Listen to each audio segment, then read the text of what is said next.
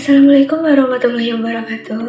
Halo semuanya. Di video kali ini saya bakal bahas salah satu konsep penting di kimia koordinasi, yaitu atom pusat dalam senyawa koordinasi. Mungkin kalian udah pernah dengar ya istilah ini, tapi kita bakal breakdown dari awal, mulai dari definisinya, karakteristiknya, sampai kenapa atom pusat ini penting banget buat nentuin sifat-sifat senyawa kompleks. Oke, langsung aja kita mulai ya.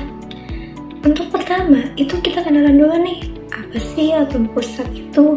Jadi, senyawa koordinasi atau yang sering disebut dengan senyawa kompleks itu punya struktur yang unik. Ada satu atom atau ion di bagian tengah, terus dikelilingi sama gugus-gugus lain yang disebut dengan ligan. Nah, atom yang ada di tengah itulah yang kita sebut atom pusat. Definisi umumnya itu atom pusat adalah ion logam atau atom netral yang bisa menerima pasangan elektron dari ligan-ligan di sekitarnya. Ikatan yang terbentuk ini namanya ikatan koordinasi. Kalau kita lihat nih rumus umumnya, itu bentuknya itu M, L, N pangkat plus minus. Nah, M itu sebagai atom pusatnya, sedangkan L itu sebagai ligannya, sedangkan N itu bilangan koordinasi alias berapa banyak sih ligan yang menempel. Nah, dan yang pangkat plus minus itu muatan total kompleksnya. Contoh yang paling klasik, yang paling umum itu FeCN6-3-. Nah, di sini Fe ini sebagai atom pusat, sedangkan Cn ini sebagai ligan. Nah, ini sini kan ada Cn6. Nah, 6 ini adalah ligan yang menempel pada Cn. Jadi bilangan koordinasinya itu adalah 6. Next. Oke, sekarang pertanyaannya, atom apa aja sih yang bisa jadi atom pusat? Emang sembarangan atom bisa jadi atom pusat?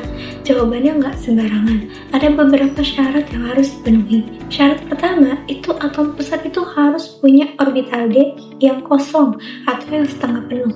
Makanya kebanyakan atom pusat itu logam transisi.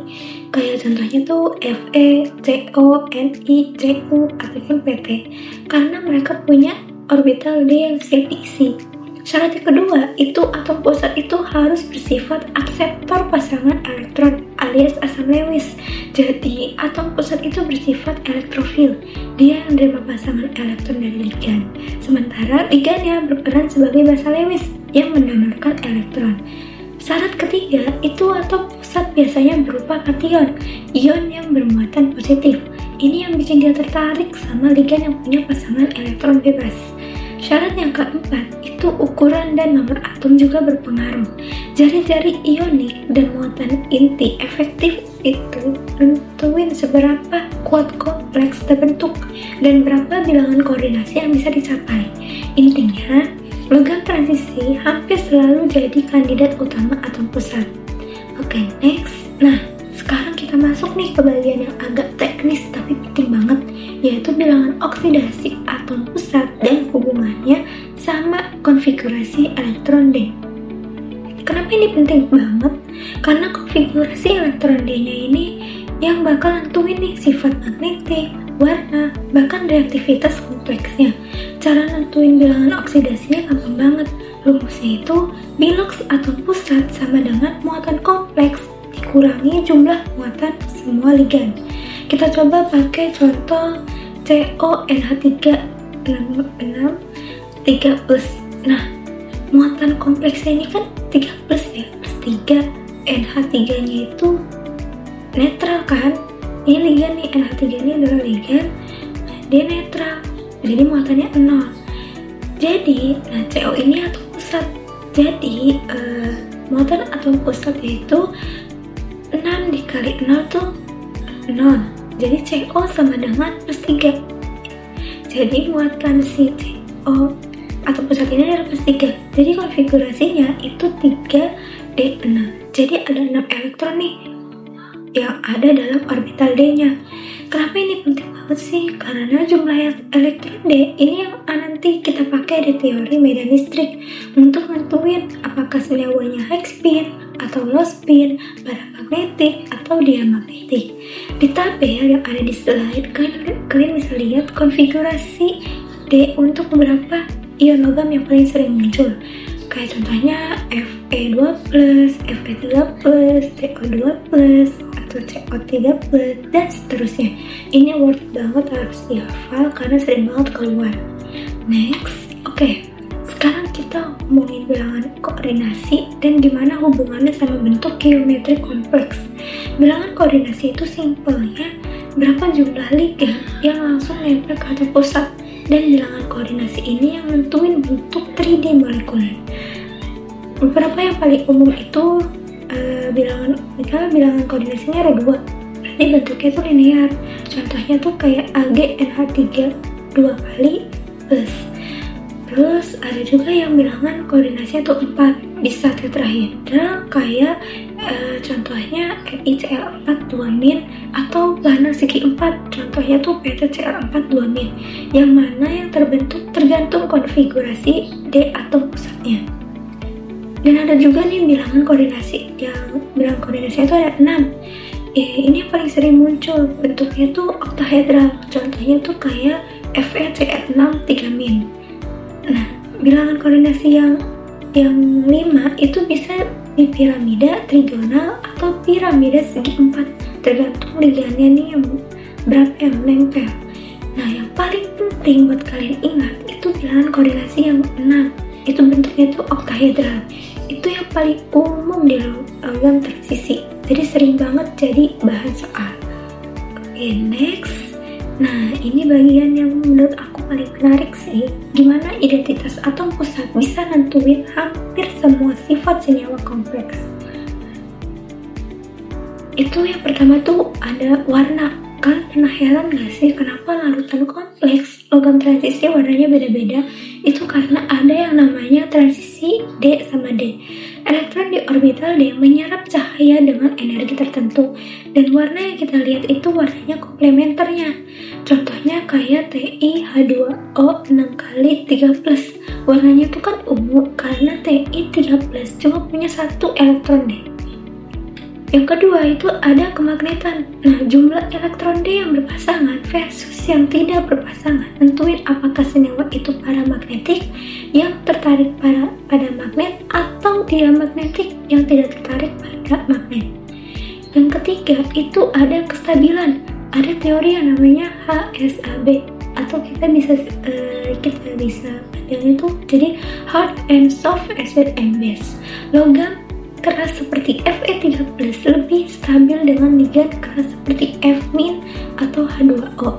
Logam lunak seperti Pt2+ lebih stabil dengan ligan lunak seperti Cn- atau Pr3. Yang ketiga itu ada reaktivitas. Kompleks bisa bersifat labil, ligannya gampang diganti atau inert, ligannya susah disubstitusi. Ini tergantung sama konfigurasi D. Konfigurasi D3, D6, low spin cenderung inert. Jadi, ganti atau zat ya, itu semua sifat berubah. Keren kan? Oke, next itu biar makin kebayang nih, kita lihat beberapa contoh nyata di mana atom pusat berperan penting. Contoh yang pertama itu ada pada Prussian blue, atau contohnya itu FeCl6 3- dengan atom pusat ini Fe3+. Ini pigmen biru yang udah dipakai ratusan tahun. Sekarang juga digunakan di sensor elektrokimia. Contoh yang kedua itu ada CONH3 6 kali 3+. Nah, ini nih contoh yang klasik yang dipakai Werner untuk membangun teori koordinasi di abad ke-19. Atom pusat pada CONH3 6 3+ ini adalah CO3+. Contoh yang ketiga itu cisplatin, dan contohnya itu PtCl2 NH3 2 kali dengan atom pusatnya tuh PT2+. Ini obat kemoterapi yang dipakai sampai sekarang. Cara kerjanya itu dengan mengikat DNA sel kanker sehingga replikasinya itu terhambat. Contoh yang keempat itu ada hemoglobin. Ini yang ada di darah. Yang ada di darah kita sendiri nih. Atom pusatnya itu Fe2+ yang terikat di cincin porfirin. Fe2+ inilah yang mengikat oksigen dan mengangkutnya ke seluruh tubuh. Contoh yang kelima itu ada NiCO4. Atom pusatnya ini Ni. Ri ini kan netral ya, jadi Ri 0. Keadaan oksidasi 0 dipakai di proses MON atau memurnikan nikel. Jadi atom pusat itu bukan cuma konsep di atas kertas, efeknya nyata banget di kehidupan sehari-hari. Oke, next. Oke, kita sampai di bagian akhir ya. Mari kita rangkum apa sih yang udah dibahas tadi. Yang pertama itu atom pusat itu adalah logam, umumnya logam transisi yang menerima pasangan elektron dari ligan membentuk ikatan koordinasi. Kesimpulan yang kedua itu bilangan oksidasi atom pusat, tentuin konfigurasi elektron D-nya. Kesimpulan yang ketiga itu konfigurasi D itu nentuin geometri molekul lewat bilangan koordinasi.